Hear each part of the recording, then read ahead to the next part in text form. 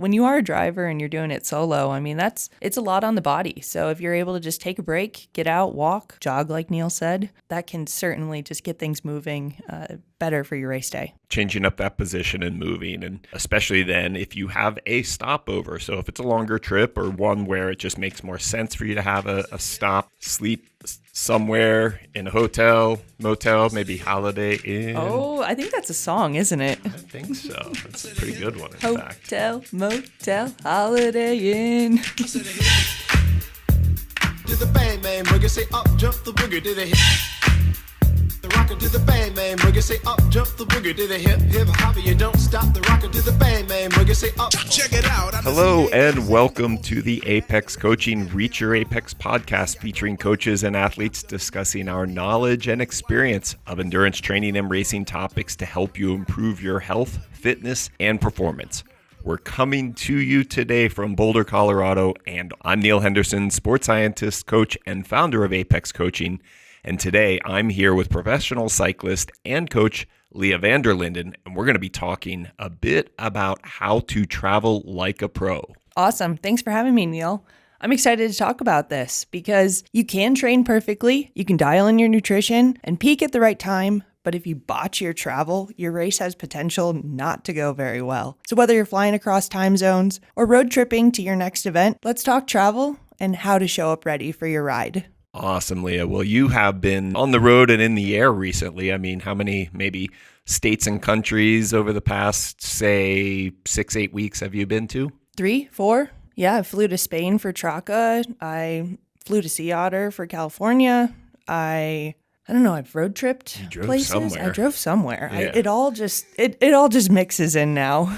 Well, travel is a part of racing and competing, even if you're not doing, a whole series of races and traveling all over the world like Leah or like maybe I've done in the past. There's going to be sometimes big events that you have to get to and they're not in your backyard. I mean, we have a couple cool events here around Boulder. Even Colorado. Throughout Colorado that are pretty close and easy. Sometimes you can sleep in your road bed, but even across Colorado, it could be 6-8 hour drive to some of our further destination races here, even within the state. Yeah. What is it? Border to border? I think it's 500 miles. It's a long way. And if you go diagonal, man, now it's even bigger. Yeah. I always want to go to Telluride or Durango, but then when I look at the road route, I'm like, oh man, 8 hours just to get there and go ride. That's quite the trip. Yeah, that place is pretty incredible. Yeah. Well, let's talk about then car travel as kind of our first thing. So we're going to talk predominantly about two different kinds of ways of getting to race. Number one, going by car. This is the most common way that most of us get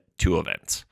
We're going to break down each of these with a couple different key aspects. Number one, packing. Number two, schedule and logistics, fueling concerns and opportunities, and then why either car or traveling by plane is best. So starting with the car, packing. Coolest part of traveling by car in terms of the packing is you can bring absolutely everything you need and more. You can bring 2 of everything, in some cases even 3 tools, spare equipment like an extra bike, extra set of wheels, 4 sets of tires, all the clothes for whatever conditions may exist. You can bring it all with you in the car. Yeah, I always laugh because when I'm going for car travel, I just keep putting stuff in there. And next thing you know, the car is loaded up in about an hour. And I'm like, what did I even pack? You packed it all, But yeah. I know I have it all. You're pretty much only limited by really the size of your vehicle and maybe how many other people you need to squeeze in there. Yeah, actually be smart on the number of people you want to bring with you because that's going to limit the amount of stuff that you can bring.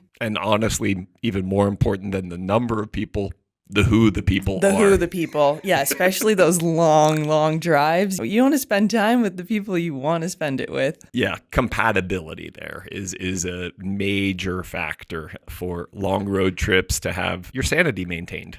But yeah, cars, they allow a lot of space. I bring everything. I bring extra bikes. I bring extra wheels. I have a couple toolboxes that I like to bring that have, extra sealant and an air compressor because you never know when you need to switch those tires over.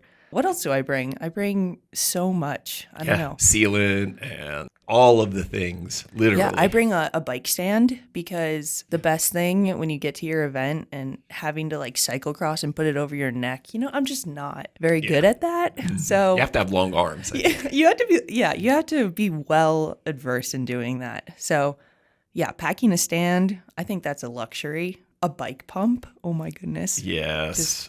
Being able to have a normal bike pump with you for any of the races and being able to just put the pressure in that you need, and you don't have to use a hand pump, which is really nice. Having all the tools, all the equipment, all the clothes, all the helmet options, all the shoes, everything, all the clothes you want for before, during, and after your event as well, so you can be comfortable and or stylish, whatever is, your higher priority. Totally. And the other thing actually is I bring a lot of bike wash stuff because yes, you can find car washing places at the events, but I don't know. There's something about just being able to have everything ready to go. It's there, and it fits in the car. Yeah, and that's absolutely one of the packing and being able to bring everything is awesome.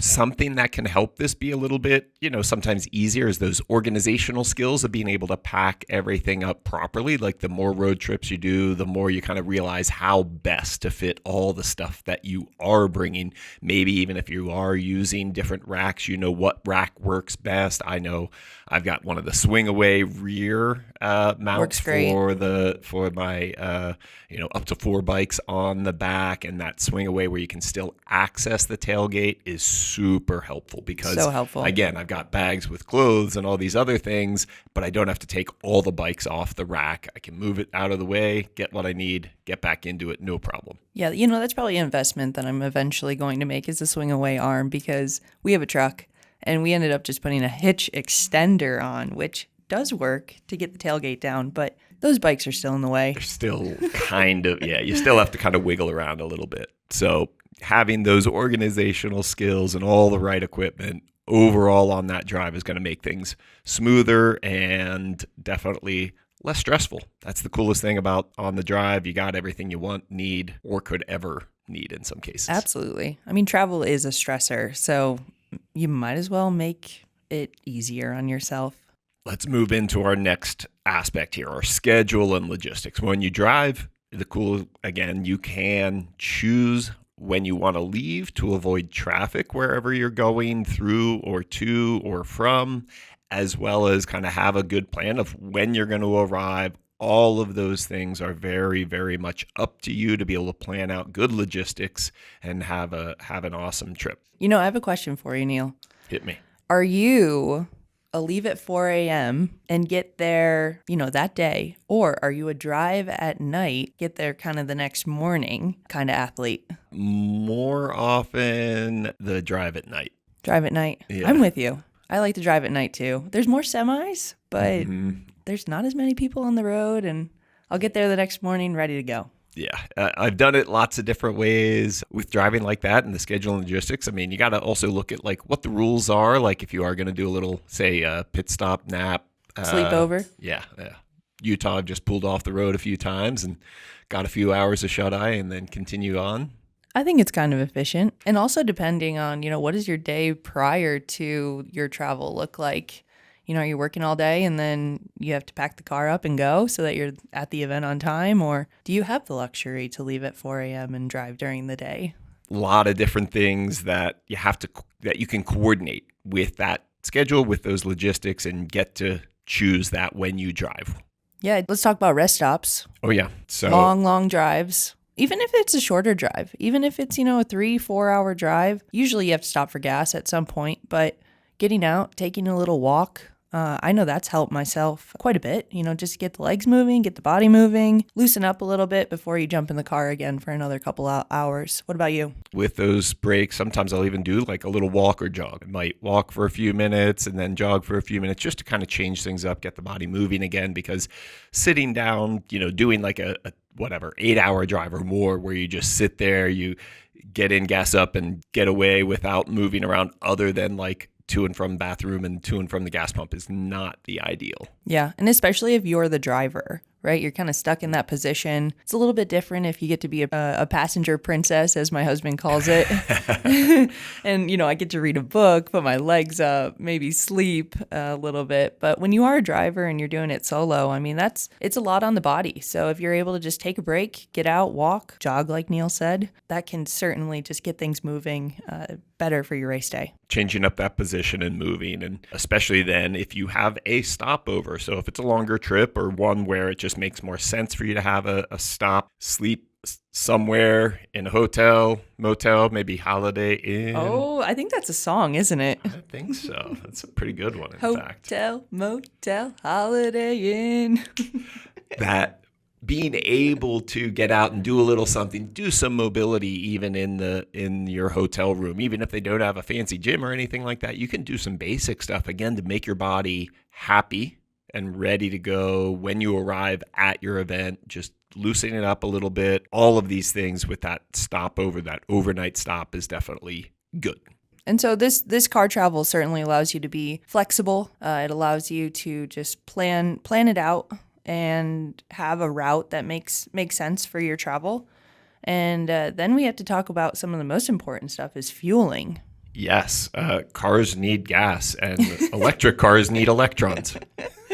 And your body needs gas too. Oh, yeah, we need fuel. Yeah, that's the fuel we're talking about. So you can bring any and all the foods that you want to bring. Bring that cooler, pack it up. You got everything you want to need. If you have time to meal prep some food before you travel and also drinks, then you have them in the car. You can have them at the front seat, ready to go, pull them out when you need them.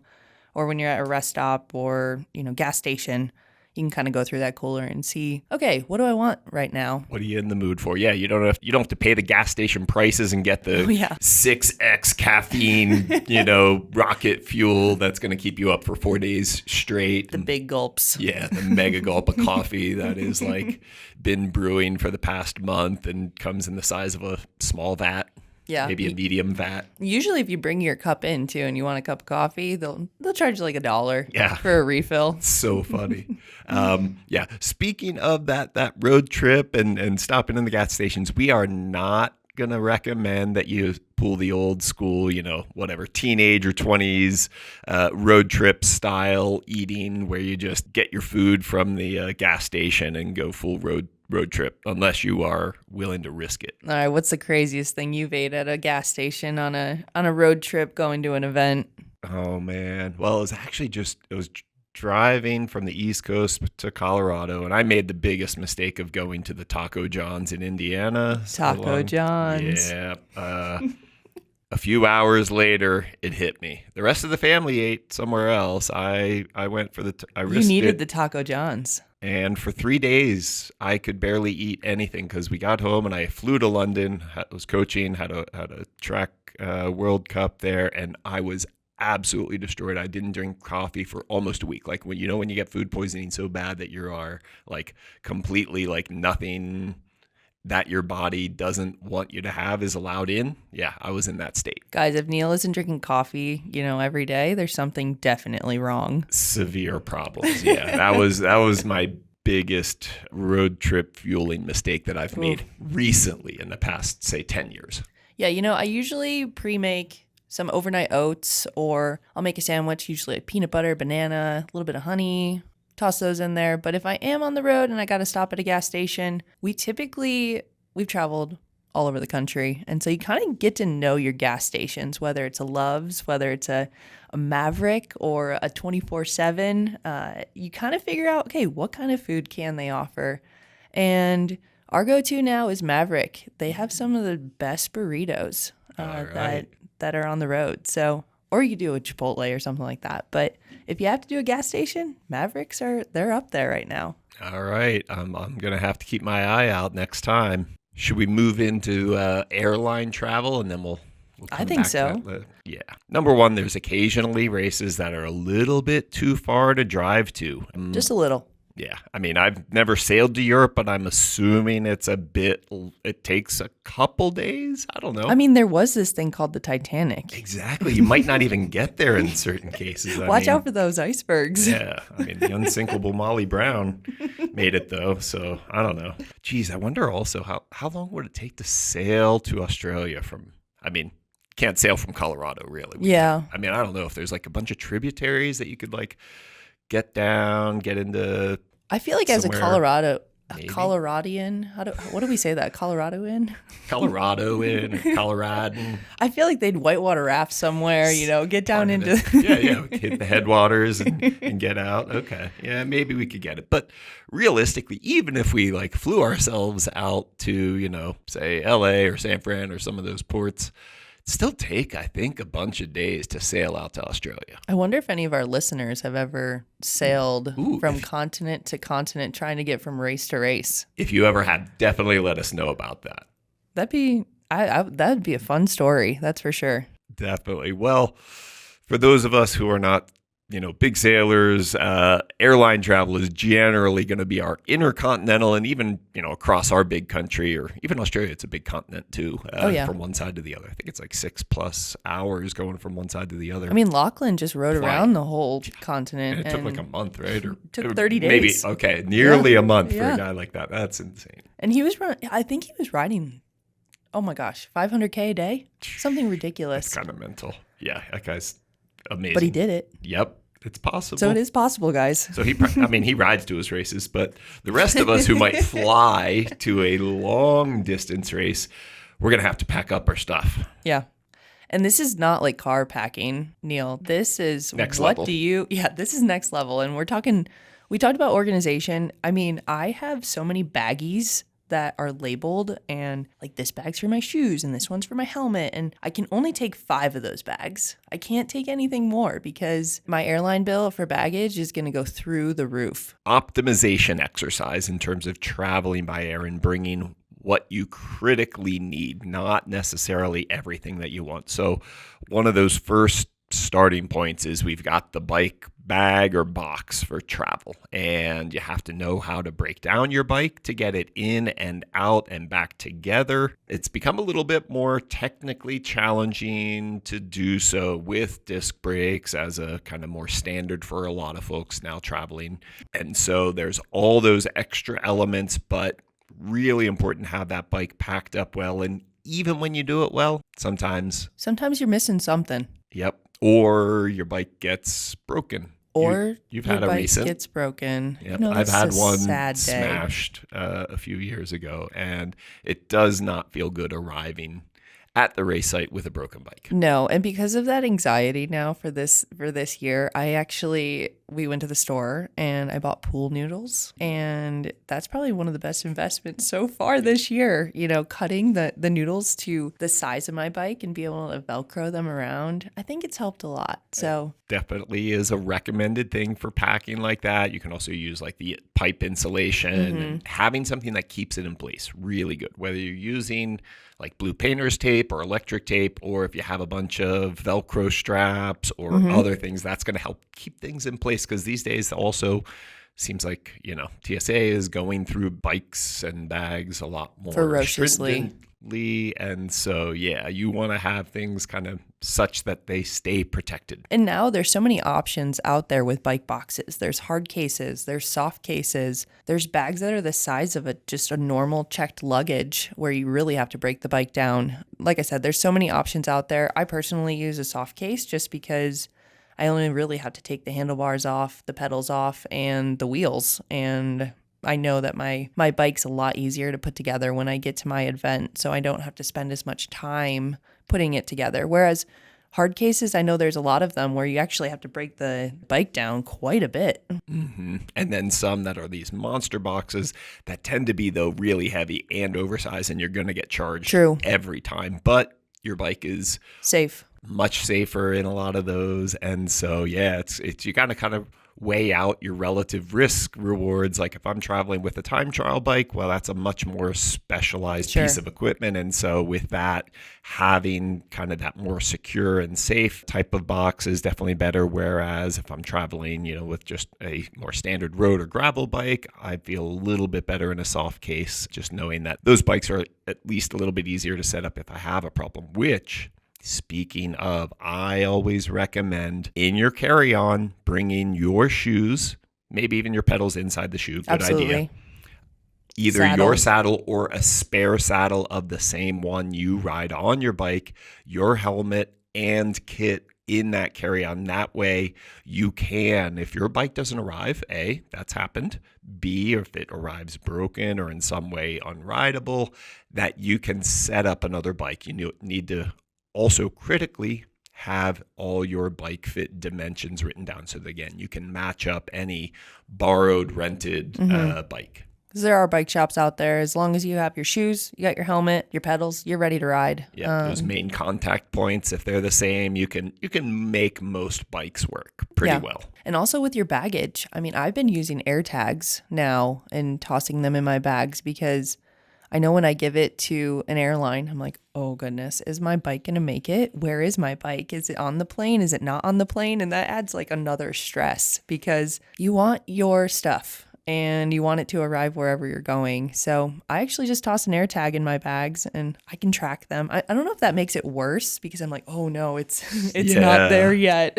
Or if it hasn't been near something, it hasn't updated. Yeah, there's some, pluses, minuses with that. But I think all in all, it definitely outweighs not knowing at all. Yeah, know where your bags are. Yeah. Also, when you're booking your flight, make sure you're looking at what are the rules associated with the bags that you're bringing, any weight restrictions, size restrictions. And if you have a chance to document those rules, whether you're doing, old school printing it out. I'm an old guy. I print things out sometimes. I actually carry pieces of paper like that. Really? Or screenshot it. Yeah. Yes. There's different ways, that some of us operate. You actually talk to the gate agents just to get that piece of paper, don't you? Absolutely. And so knowing what the rules are when you book your flight and when you show up to the gate to check things in, that helps. And no matter what, even if you know everything, you're sometimes going to get a grumpy gate agent who's going to try to charge you no matter what. And you're rarely going to win that battle at the time. Save your receipt, write a letter occasionally after if you have all those rules and you were in the right and they were just being grumpy. For sure. So packing is more minimal for on the plane. Have what you need, not necessarily what you want. Yeah. And then we go into, let's talk about schedule and logistics. Yeah. With airline travel, again, you're going to have some limits of your timing just based on what routing there are for where you're going, to. And so there's a couple things, though, I would always keep in mind with flying. Number one, 5 a.m. flights are never worth the savings. Never. It is just every time I wake up at 2:30 or 3 a.m. for one of those flights, and I still make this mistake on occasion. I'm like, this was stupid. Why did I do this? It's always terrible. So avoid the 5 a.m. flights if you can. At all possible. If you can. If at all possible. Occasionally you might have minimal options, but there you go. Number two, reduce any connections or layovers, and especially beware of Frankfurt and Newark. They can both be kind of the black hole with bikes traveling, not always arriving. I've had bikes delayed by days going through one of these. I'm not going to name names, but it happens with a little bit higher frequency, and every connection is a greater chance for something to just get off schedule. Mm-hmm. And kind of know those airports too. If you haven't flown through them, obviously it's hard to know. But if you have, I know that when I was skiing, we would fly through Munich, if I remember correctly, and we would always have to pick all of our stuff up to recheck it to wherever we were going. And that airport is massive. And I just remember having to lug my skis, my 3 bags all the way across this airport. And it was miserable. And I'm like, I'm never doing that again. Yep. There's certain lessons you learn through experience. And so, pay attention when you have those things that happen in certain airports, especially if it happens more than once. And that's how it is there all the time. Might be a place to try to reduce your connections through there if you don't have to. For Even sure. if it's an extra $50 or $100, sometimes for me that is way worth the cost of avoiding some of those bigger hassles. Or even like flying, let's say through the East Coast. Recently I was trying to book a flight to somewhere in Europe, and the flight was showing as coming into LaGuardia and then out of Newark. It's like, oh man, no. that would have been a total disaster had made that choice. And those airports are not close. No, they're not like across the street. Like this is a 30-40 minute across the city least. On a good timing. At least. Now, especially if you're traveling with a bike and other bags, like that is just not a fun situation. Yeah, absolutely. So pay close attention to when you're booking things, and also take a look at like when the arrival times are, not just at departure, but when you arrive. Like sometimes you may arrive in a country at like 6 a.m. Is anything open? Can you rent the car at that time? Are they open? Some places I've landed Did you arrive on a Sunday? Absolutely. Yeah, you're in trouble. You're in trouble. Have to sit there and wait. So like different flight routing would often make that better. A lot of times a hotel, like if you're going to arrive well before noon, very often you can't check in till, a few hours later. Yeah, and then also with flying, time zone, right? We're not in the time. same area, and unless we go north to south. yeah, North to south, then True. we might only have that couple-hour delay. So it could be a 12-hour flight down to Argentina, but it's only like 2 hours difference. That is true. Time zone. Those are But more often good than events not, to go to, because you're like, okay, I'm on my same Same seat. zone, baby. In the zone. In the zone. Same sleep schedule and everything. But generally, 1 day per hour of time difference for time zones is the rule of thumb. To adapt to that time zone, that's kind of the general idea. If you don't have a lot of time, if you're just limited for many reasons, whether it's work and or all these other things, you might want to consider just kind of like trying to push your body clock forward or back a little bit in terms of when you go to bed and when you awake in those days leading up to that travel, to at least give you a little bit of a head start. Yeah, just so you can get off on the right foot wherever you land. And whenever you're doing those long flights, compression socks absolutely are kind of a requirement. Huge. And it's also a safety thing too, especially if you're traveling right after a race, like the day after. Like it's actually quite dangerous. The potential for clotting, even a long drive. This actually does apply for long drives too, using compression socks. And by long, I would say anything over 3 hours flight or drive, putting on those compression socks, because you're not moving around. You can have that, what we call DVT, deep vein thrombosis. That is a very problematic thing. And especially after you've done really intense exercise like racing, that can really increase that risk. Probably more susceptible to it. On the plane, right, you only have kind of 3 choices. You have window, you have middle, and you have aisle. And what's your go-to seat choice? I'm a window man. I sleep all the time, and I don't want to interact with strangers. Yeah. Those are my main reasons. I can really literally sleep 10 hours on a plane on occasion, all the way out. I don't have to get up to go to the bathroom. I'm good to go. I'm with you there. I really thought you were going to say, I love the middle seat. Nope, I'm not looking to make friends on the flight. Well, for me, I like the aisle. I like to get up. I like to walk up and down the aisle. If I have to go to the bathroom, certainly have the option to, and I don't have to interact with anyone. I think I've had my elbow hit by the cart one too many times for me to appreciate the aisles. That's true. That's just my thing. That's true. So yeah, you have seat choices. And sometimes when the plane is completely booked, you have limited choices. But if it's not, you can... I think it's actually kind of fun. It's a little game. You're like, okay, there's one person there. There's one person there. I think I'm going to book the aisle, and maybe no one will book the middle. Yeah, I think it is kind of like a game for sure. It's like Vegas odds, Is there likelihood that somebody's going to book this middle seat here? So if I go here, I might be clear, might have a little bit of extra space. Yep. But who are we talking, right? Yeah. Don't you fly first class? I mean, I occasionally get upgraded. Once you fly enough, it gets a little bit better in a way. Yeah. But you have to put in your dues, man. Trust me, I've slept in multiple airports around the world plenty of times. It's not worth it. Yeah. I'll be honest. Totally not worth it. But occasionally you get a little hookup. Yeah, there you go. So if you fly first class and you got that one seat, I mean, that's pretty... I think you're rolling. Exactly. You're rolling pretty well, or business class. Yeah. Or even the Premier Premium, or whatever they want to call it. Extra leg room. There's just that little bit of slightly nicer. Strive for the exit rows. Mm-hmm. Yep. But yeah. Any way around it, you're going to have to be adaptable when you travel by plane because things change.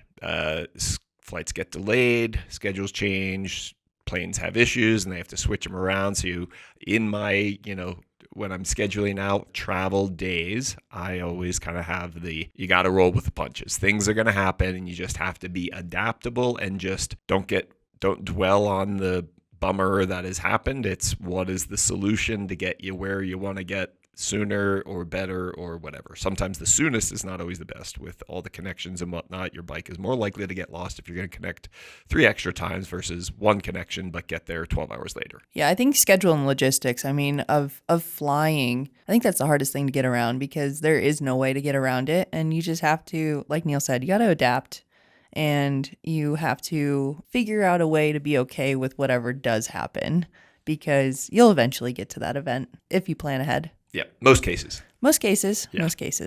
Let's talk about the fueling part of traveling by air. We have, a little bit more limited availability in certain cases. You can't take everything you want. You recently had something confiscated, didn't you? Oh my goodness. Yeah, I made these overnight oats. I really didn't put any water in there because I knew. Liquids and gels must be limited to 100 milliliters or 3 ounces. Whatever ounces or less. Yes. And so my bag was flagged and I said, I can't believe it. Like, what did I leave in there that was not able to go through? And the TSA agent was like, you cannot take this. This is more than 3 ounces. I was like, it's my breakfast and it's food. Bummer. Pasta and rice are going to clear through there. You're right. Generally. You're right. It already cooked even because they're neither a liquid nor a gel. See, even the now rules I'm do learning. change. Yeah, the rules do change, I think, from time to time. So the fueling part, try to bring what you can. We actually did some studies with our Team Pursuit Squad years ago, and on travel days, we found their muscle glycogen was really dropping more than harder training days simply because they weren't able to eat the way they normally would. So we started having everyone bring prepared food with them to try to minimize that basically lack of intake on those travel days. It's also probably something related to the stress of travel in even when it goes well. It's just a little bit of a stressor. And so when we are stressed out, we tend to burn off a little more carbohydrate even at rest. Now, do you think it's a good idea to just toss a carb mix in your bag and have a water bottle that you can essentially sip on some carb mix while you're traveling? I think that's a good idea. And at least an electrolyte mix and hydration is going to be super critical. So when you're on a plane, when you're in the air, they're not fully pressurized to sea level. So yes, there's a differential and, you're flying at maybe 30,000 feet, 10,000 meters and change. Newer planes are pressurized to maybe closer to about a 4,000 foot elevation. Older planes, you're over 5, even 6,000 foot for that effective pressure in the cabin, which means you're kind of at a moderate altitude when you're traveling and that air is really dry. And so that need for hydration, just like those of us who live at this, moderate elevation here in Boulder, 5,000, 6,000 feet, and the air is dry, you have to drink more just to humidify the air that you're breathing in and out. Imagine those people coming from the East Coast. Not used to it. Humidity, right? Totally sea level, different. So different. So certainly consider where your events are too. Where are you flying to? Because you're going to spend a significant amount of time at altitude, kind of going wherever you're going. One of the other things I look at on those long flights is when are they going to serve the meal? Because sometimes, it's like I look at the flight, there's if I'm doing some sort of Denver to Europe, oh man, sweet, 10-hour flight, 9-hour flight, I can sleep almost the whole time. But if it takes them an hour and a half to serve a meal, even if it's like an evening departure, well, now all of a sudden I'm cutting down that time that I can effectively sleep. So in most cases, I'm going to actually eat my meal on the way to the airport or at the airport before I get on the plane and not rely on having that, plane food as my meal because, again, it may delay or impact my ability to get the amount of sleep that I'm planning on. Yeah. And nowadays, I fly United a lot and they'll actually show you what they're serving so that you can kind of plan ahead. Is it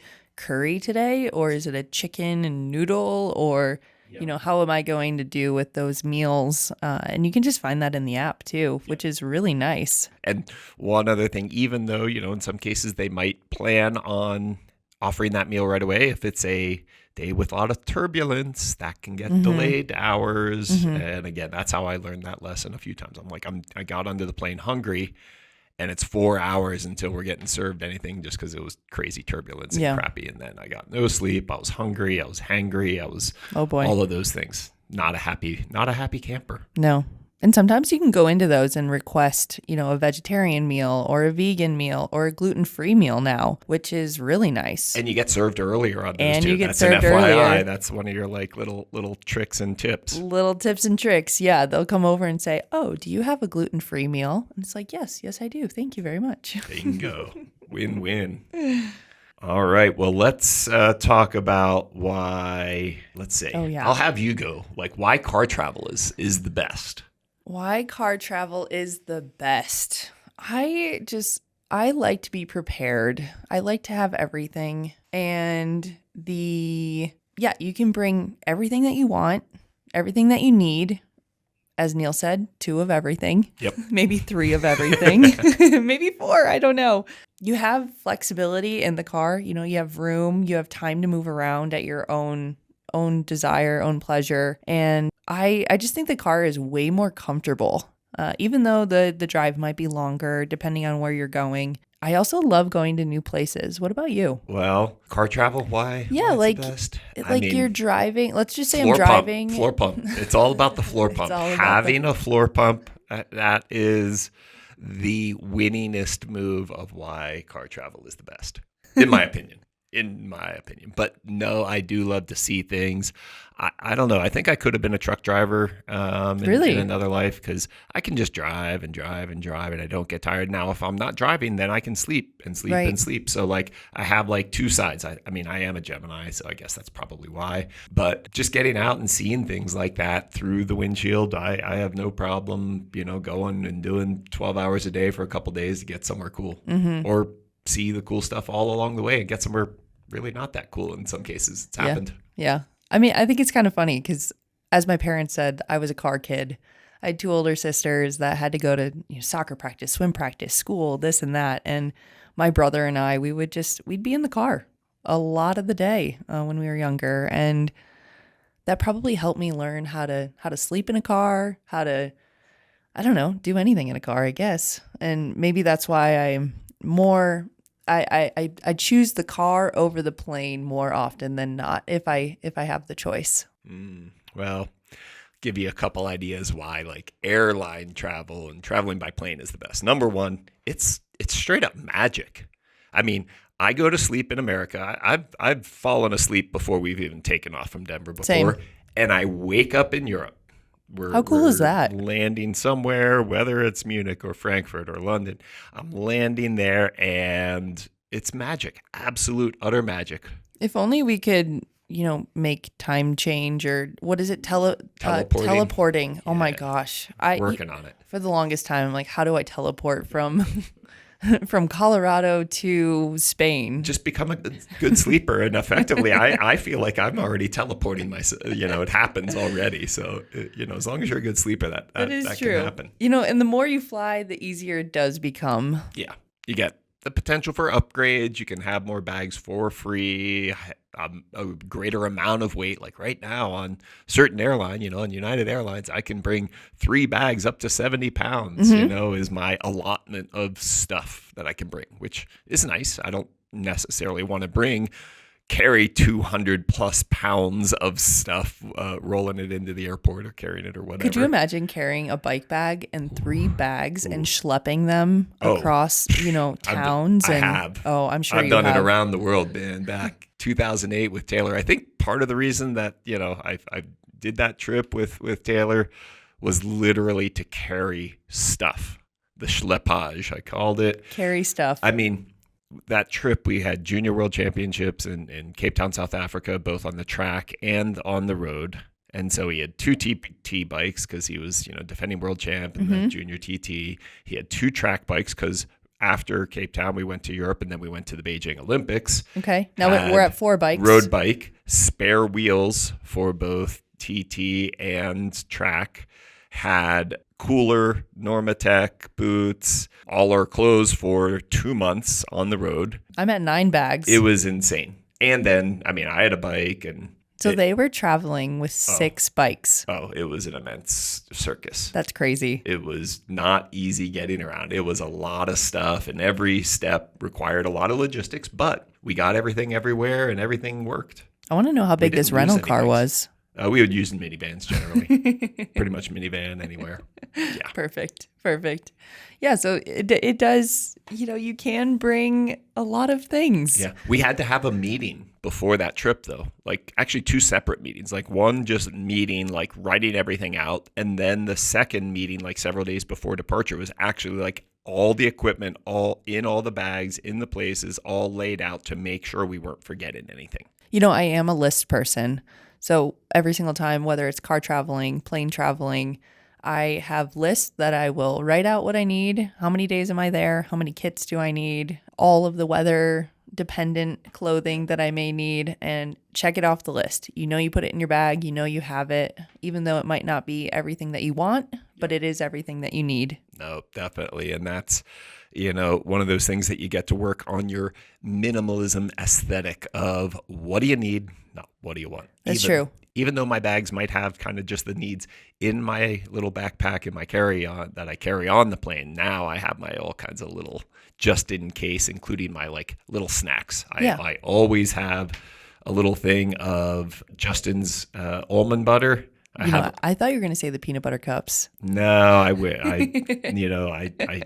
love them, but it's not a need. So I need to have the almond butter, a Bobo oat bar. I also Bobo have bar. a packet of instant oatmeal and emergency. That's so funny. I have a very similar kit to you. I also have a couple instant coffees. Cool. The Pretty Great Instants. Yes. And those can go everywhere and all around the world with you. So always throw in, if you need a little pick me up, throw a little instant coffee in there and you won't be sad. Exactly. You'll get hot water even in those tea drinking cultures. You'll survive. You will survive. All right. Well, man, I think we've covered a pretty solid thing here. So just some key things. Again, when you are planning your travel, look ahead at everything and have a good plan. Failure to plan is the plan to fail. It's true. Look ahead. I always like to, especially car trips, let's route. Where am I going, right? Am I going, for example, I'm going Colorado to California. Where are my stopping points? Where are my gas stations? Sometimes when you're driving out in the desert, there's not as many gas stations as you would think. And if they are, they're probably, the price is insane usually. You get crushed. Yeah. You can get crushed. So, just planning ahead and knowing where you're going, knowing where to stop, I think it just eases the travel that much more. Yep. Number 2, you got to be adaptable. Things will change no matter what, even driving. Sometimes there's an accident and you get rerouted, or there's big construction zone, weather, sometimes you might have a snowstorm. And for us, you have to avoid this pass because it's closed. And so now you got an extra 6 hours of driving to get wherever you were planning on going, and just being adaptable, of course, Absolutely. with airline travel. This year, my traveling to Leah score it's awful. I think travel's got me 3 times now and I'm at 0 still. I mean, one of the things we were driving back from Mid-South this year and there was a forest fire that had broke out. It did cancel the race, unfortunately, but the drive home, the winds were blowing 80 to 100 miles an hour. There were accidents on I-70. We were towing a sail behind us of our trailer. And so I think we got 5 miles per gallon. Ooh, that's brutal. in a 9-hour drive, 5 miles per gallon. So you can imagine the amount of times we had to stop, and those things happen. Things happen. And then just plane travel, right? You get delayed or you get canceled. Okay, now what do we got to do? Yep. You got to adapt. You got to adapt and make it worth it. And because traveling is fun. Yeah. Yep. Traveling is enjoy the fun. process. Like, you get to see a new place. Sometimes you may never be back there. There's a couple places I wish I could get back to that I only got to once. I've made actually a personal choice more recently over the past couple of years of like, when I'm going to one of those places that I don't know if I'll ever be back, that I try to spend at least 1, maybe 2 extra days where I can do something that if Is I it never usually- get back there, that I can, it's still more than just the event. I get to, experience the culture, the land, the place, the people, something. Do you usually do 2 days, 1 to 2 days after the event? Or It's after the event because before there's, whatever. so much going on. Too many other things. And so I try to push that to the after the event to do and see something. And for our listeners, what would we recommend the amount of days prior to our event of traveling, whether it was let's say if we're traveling by car? 1 to 2 days generally. If Unless you it's can. like a multi-day trip, then you might want to have a little bit longer to kind of unwind. But a day before is often okay on a shorter trip. If it's, less than 8 hours of drive, the day before is reasonable. For sure. And then on a plane, I like to fly, usually getting there Wednesday, having Thursday to just either course recon or get acquainted with my surroundings. Or rebuild a bike with a new frame. I don't want to think about that. What happens? It And does so you happen. just got to do it. Yeah. Plan. And then Friday, you have some openers. You figure out where those grocery stores are and meals. And Saturday is usually race day or your event. So Yeah, so like 3 days with air travel more often. I've run it risky. Even last year I had a race where I got in. I don't think actually I got to the hotel till 10 p.m. the night before the race, like flying in, had to build up the bike and had to be up at 5 a.m.